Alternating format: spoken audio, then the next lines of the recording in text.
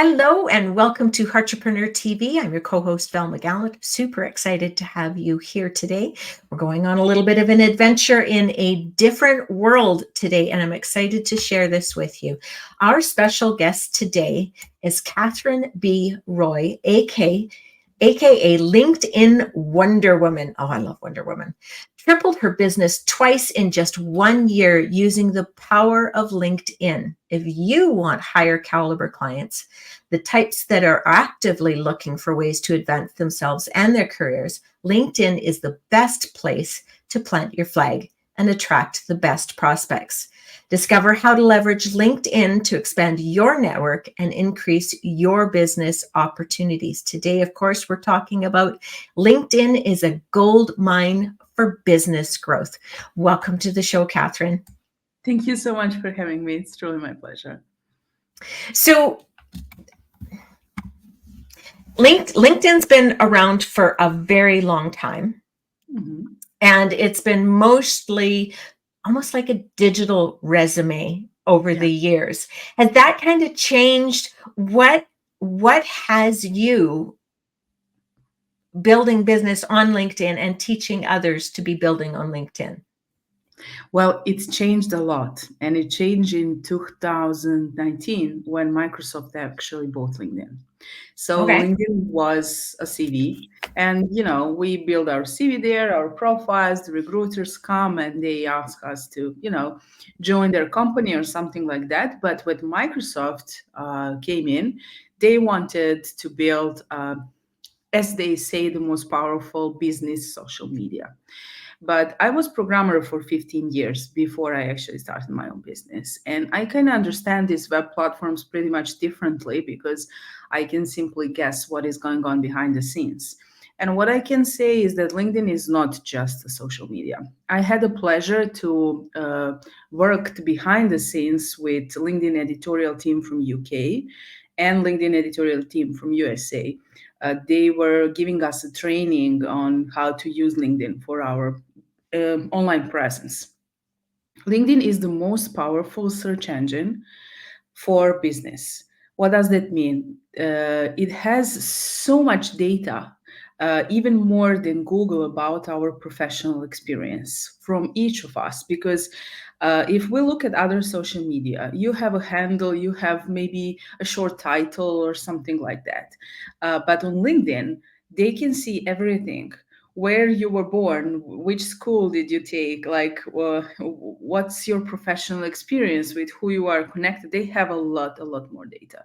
So based on that, they've built a very, very powerful search engine which can help us to get connected to anyone in the world, because decision makers are on LinkedIn. 4 out of 5 people are on LinkedIn. And on Instagram, we can only follow them, right? There is no way to establish that one-on-one, human-to-human connection.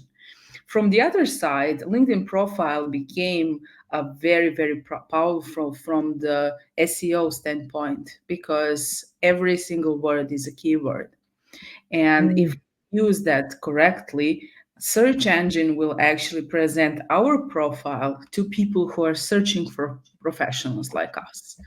So from one side, they say it's a landing page. I would say it's more like a shop window, like a personal branding space for each and every one of us. And if we know how to use it precisely, we will be found by those who are looking for our services.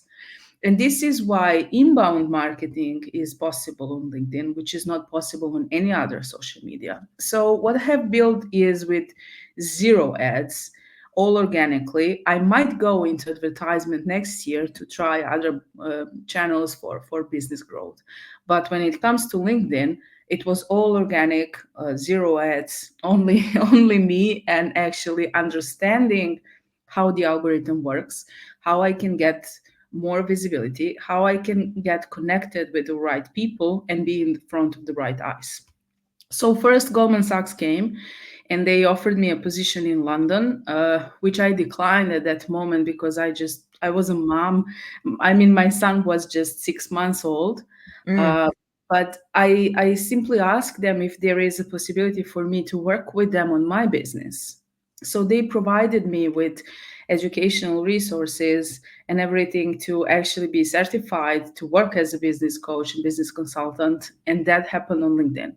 After Goldman Sachs, there was Forbes Books, and later on Forbes Coaching Council, Microsoft, a lot of big brands. And now my personal brand on Google is listed with more than 30 million search results.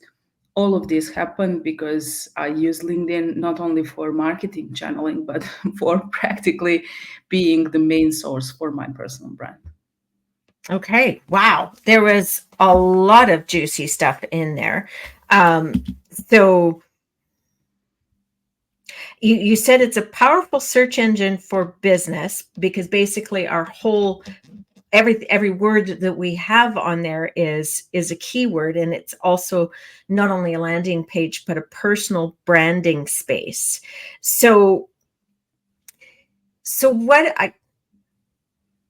a lot of our entrepreneurs haven't been entrepreneurs their whole life, right? Mm-hmm. So many of us have probably used it as a CV Mm-hmm. over the years. Mm-hmm.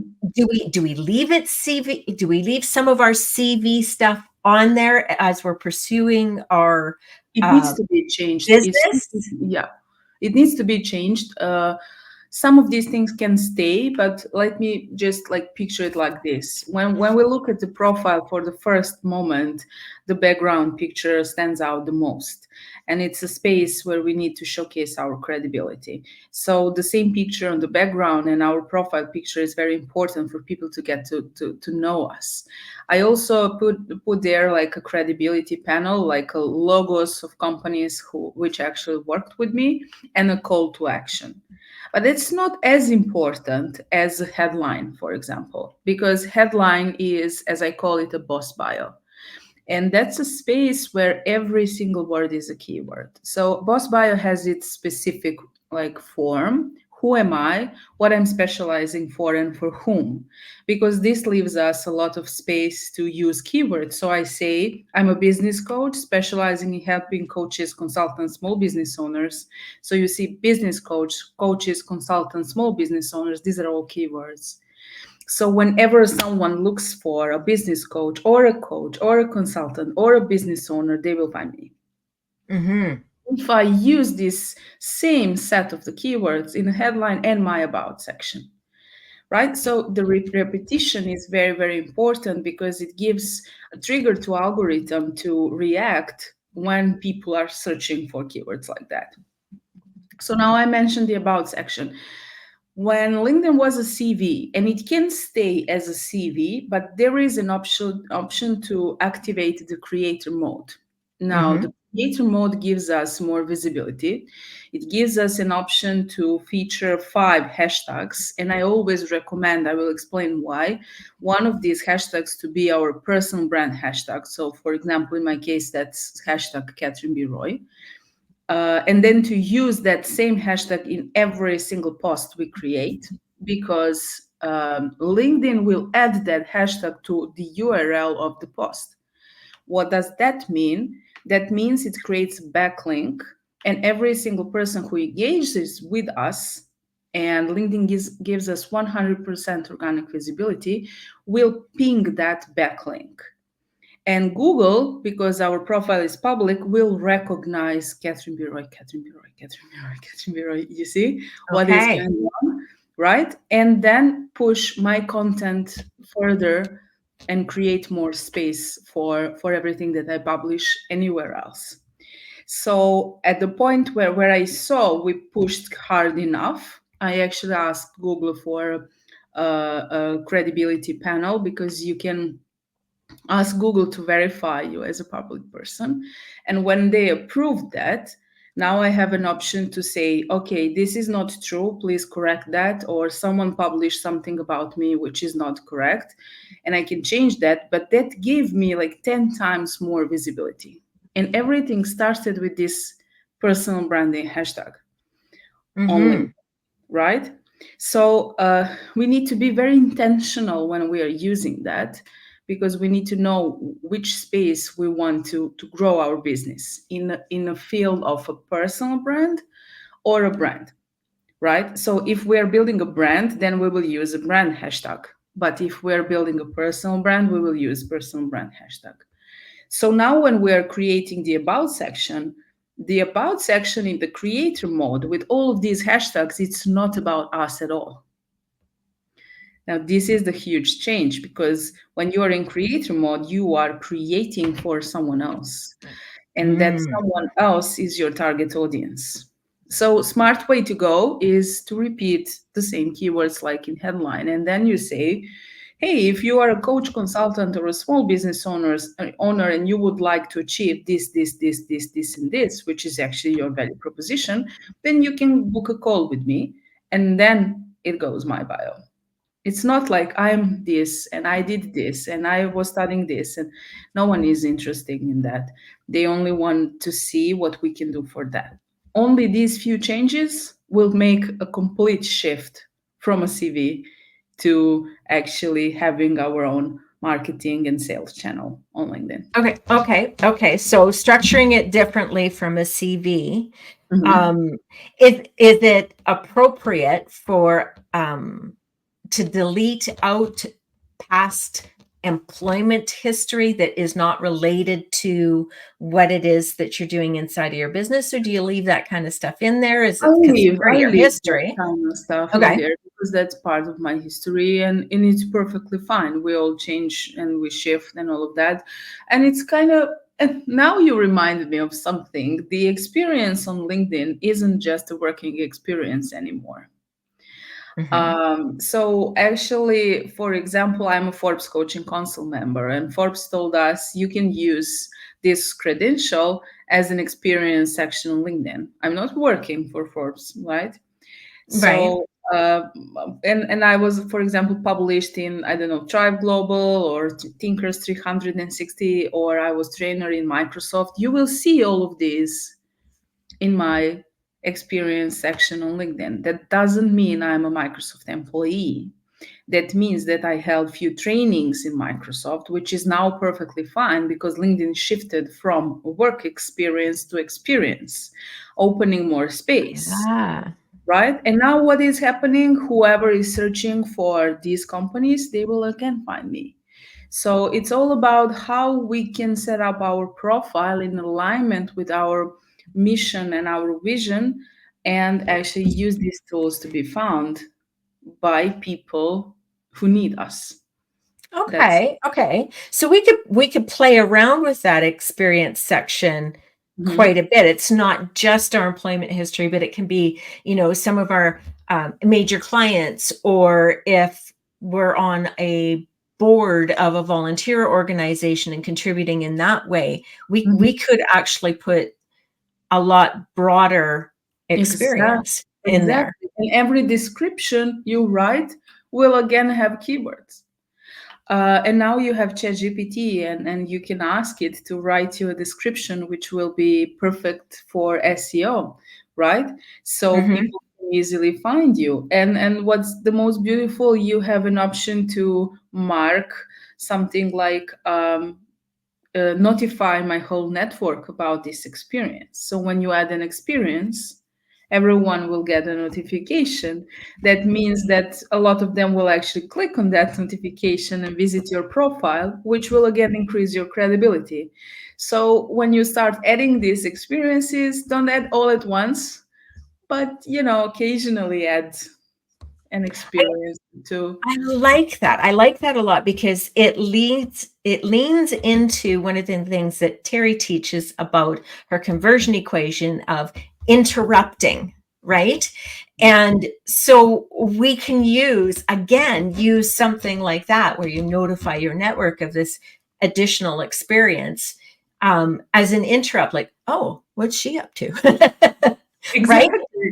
Catch Exactly. their attention. Maybe not necessarily from a perspective that they might be a client, but they might be a referral in opportunity. They Mhm. might say, you should probably talk to this person. There might be, like a podcast over there, or there might be, Exactly. just all kinds of different things that it can interrupt and trigger And into they can something of actually like value. send you that congratulations note, which is automatically set on LinkedIn.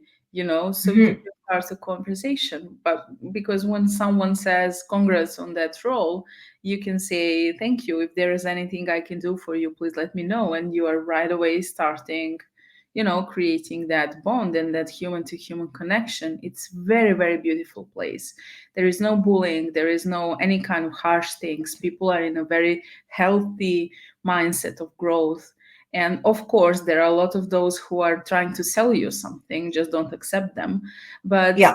you are building your network as you wish and with who you wish. So it's kind of a, very powerful tool until they, as I can guess, start like acting like Facebook, because for now everything is organic and free. And once they get attraction, probably advertisement will take a lot and it might become pay to play game. you know.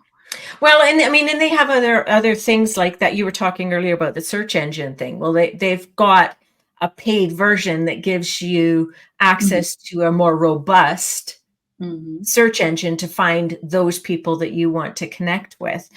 Do you have any insight or advice regarding um, who you actually connect with, right? Because, there's going to be one school of thought that's like you only connect with people who are potentially your prospects. But then because it's such a business environment, it would also make sense to connect with people who also market to your target audience and are just, like a Mhm. 2-degree shift from where you're at.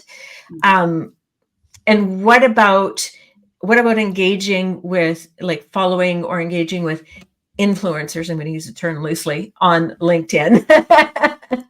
Right? Like, what are some of the strategies that we could or should be using in respect to growing our network on LinkedIn? I'm so glad you asked that because, of course, Wonder Woman has her own strategy, which is called the A list. And actually, it works pretty well. They're always industry leaders or influencers, as you just said. And it's kind of hard to get connected with them, as I was mentioning in a few other podcasts, like, I don't know, Gary Vee or Marie Forleo or whoever these people are, right? Mm-hmm. But there are always super connectors, people who are in between, right? People usually say that I'm the super connector because I know a lot of people.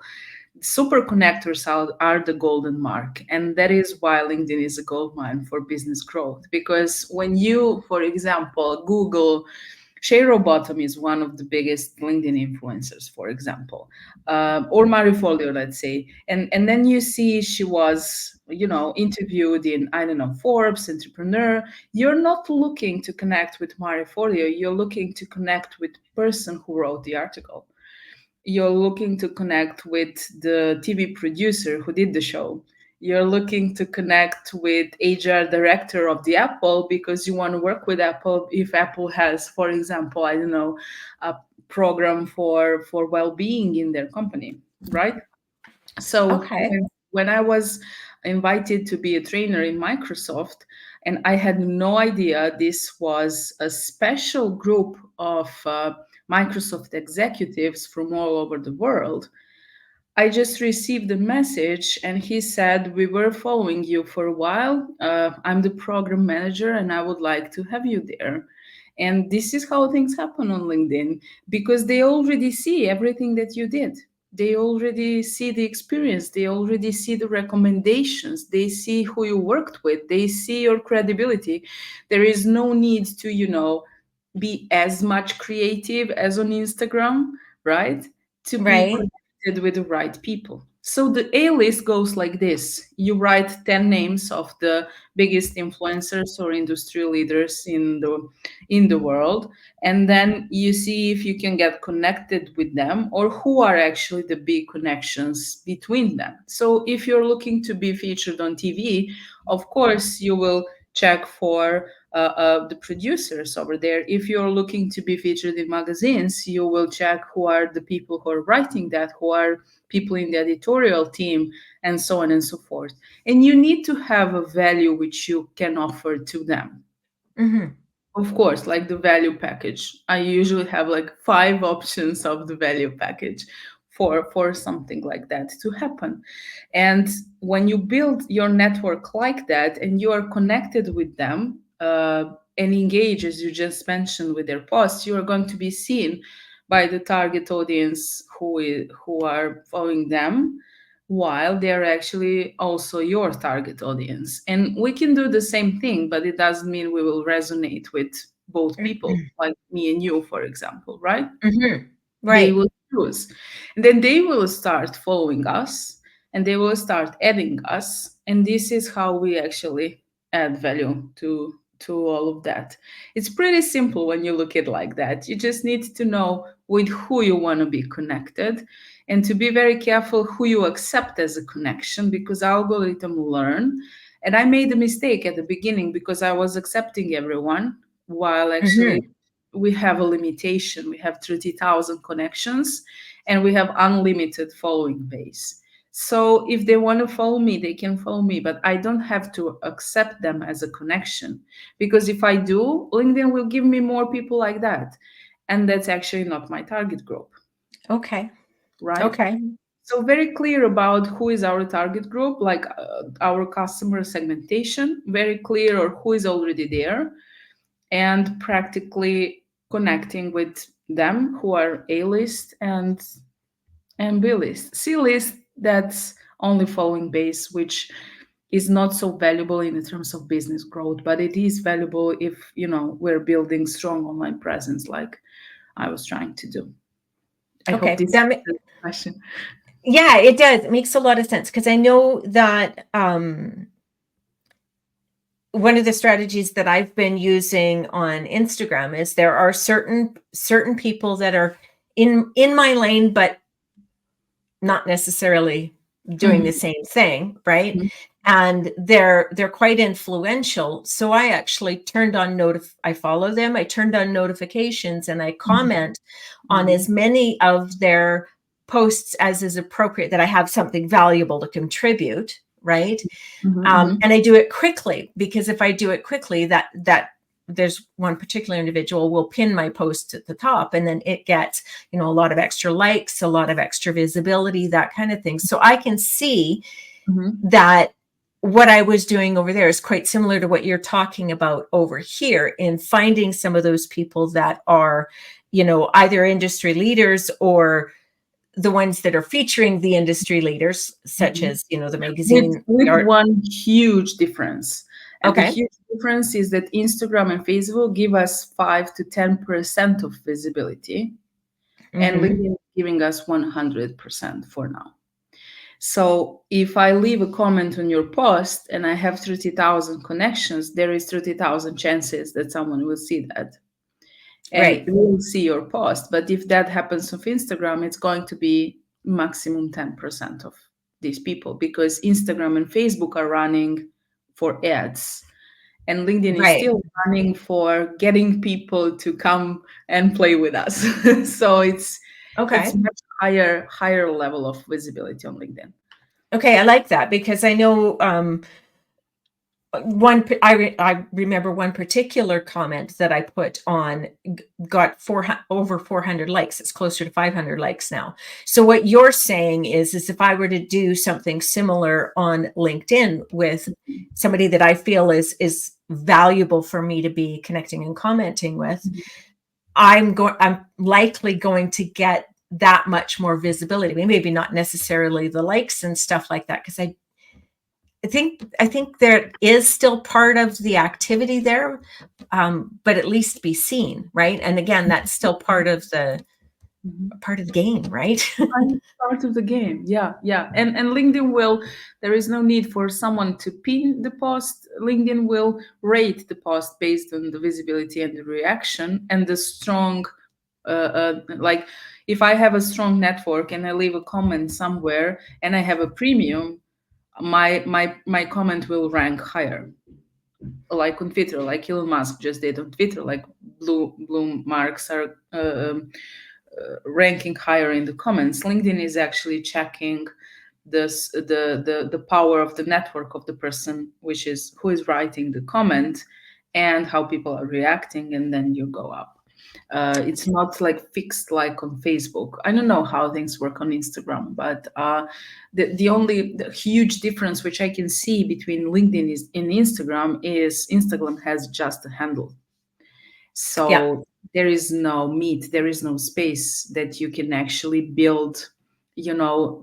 People can follow you, but what do you see when you check their profile? You just see a headline. You have no idea who is that person. Is that valid profile? Where do they went to school? Are they credible for anything? Like, Hmm. it's not business oriented as LinkedIn actually is. Right, right. Oh, now I lost it. I had another question. Is there an impact for us when we're on LinkedIn if we are like a paid member versus a free member? Does that matter? Does it make a difference when it comes to our visibility? It doesn't make so much difference when it comes to visibility, but premium members, except for the learning opportunities and uh, like higher level of search engine, is much more extended for premium members. Hmm. But Hmm. premium members also get invited to so-called private trainings by LinkedIn editorial teams. Or yesterday we had a training by LinkedIn CEO who disclosed to us what are going to be the next steps. They have like higher ratings when they publish newsletters, for example. This is juicy stuff which I wanted to mention now when we talk about that.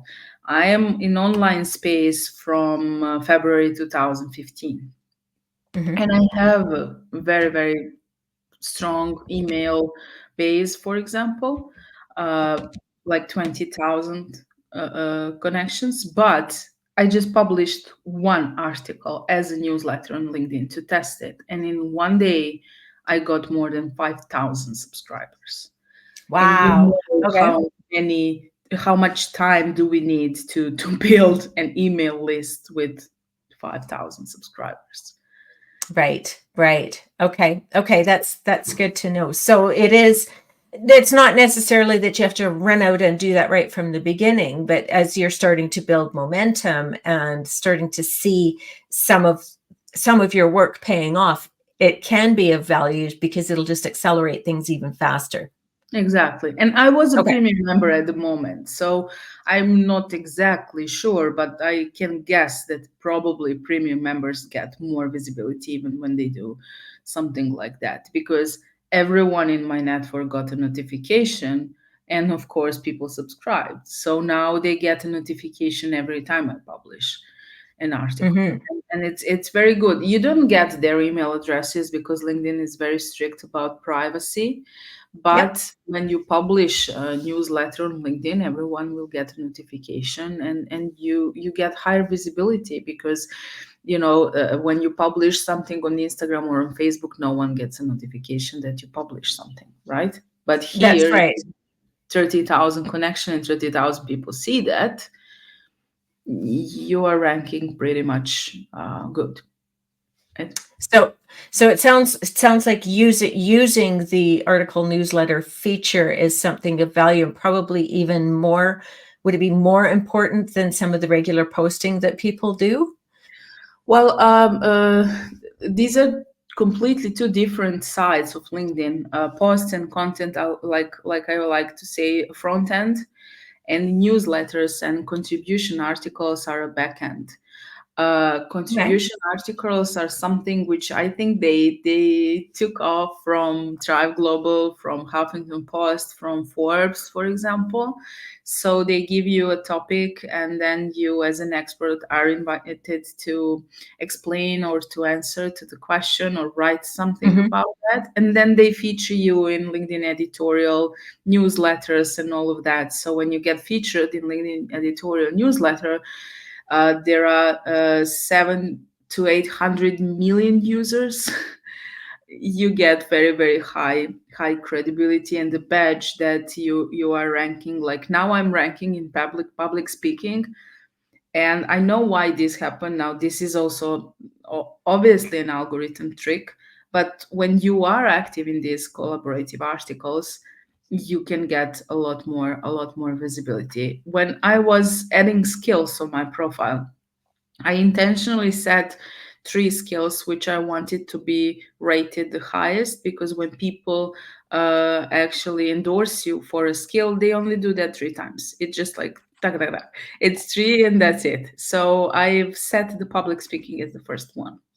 And that's something which got the most engagement and something which is recognized as a keyword. So they were sending me contribution articles for public speaking, and I was answering that. And then I got a badge like, the leader in public speaking.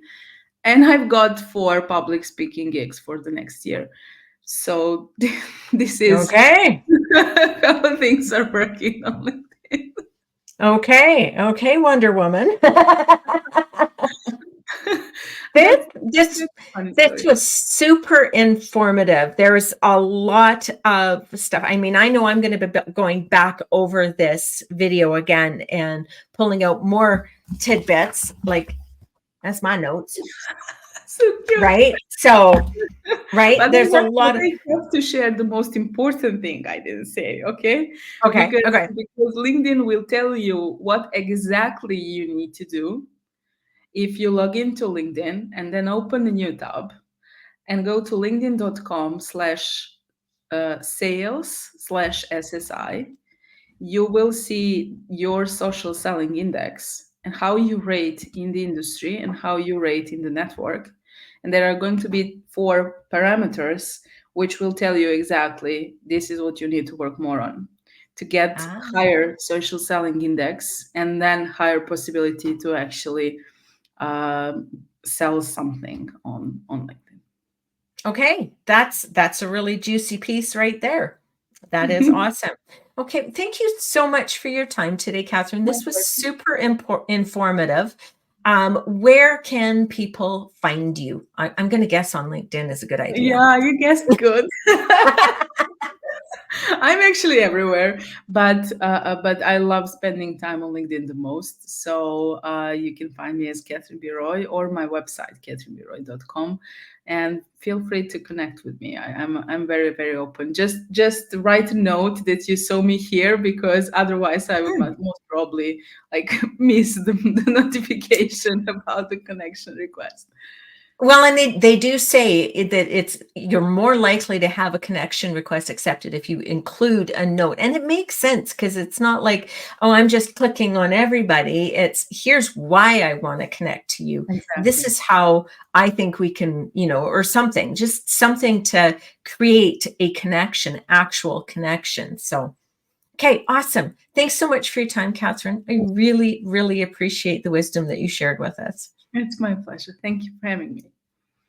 And for those of you out in our Facebook group, comment below what's at least one thing, because I'm sure you got more, that made sense to you and that was your biggest takeaway. We'd love to see it. And for those of you out in YouTube land, oh, I didn't even put that up there. I just noticed it. Forgot to put my little ticker up there. Come on over to Facebook groups. Look for Heartpreneurs with Terry Levine. We'd love to have you. You're going to be able to connect with more heart-based business owners like myself, like Terry, and like Catherine. And I look forward to seeing you here. Thanks so much and have an absolutely brilliant day.